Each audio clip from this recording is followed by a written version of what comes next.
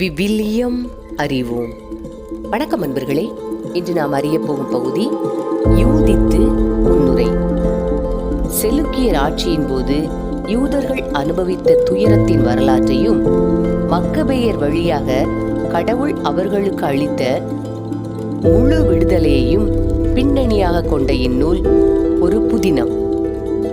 இது கிமு 2ஆம் நூற்றாண்டின் இறுதியில் அல்லது முதல் நூற்றாண்டின் இடைப்பகுதியில் இயற்றப்பட்டிருக்கலாம். இந்நூலின் ஆசிரியர் யார் என்பது தெளிவாக தெரியவில்லை. ஆனால் அவர் பாலஸ்தீனாவில் பரிசேயரின் வழிமரபில் தோன்றிய ஒரு யூதர் என்பதில் ஐயமில்லை. இது எபிரேய மொழியில் எழுதப்பட்டிருக்க வேண்டும்.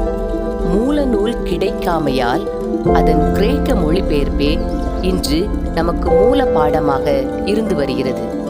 ஒருவர் கடவுள் மீது பற்றுறுதி கொண்டு செயல்பட்டால் எத்துணை வலிமை படைத்த உலக ஆற்றல்களையும் வென்றுவிடலாம் என்பது இந்நூலின் மைய கருத்தாகும்.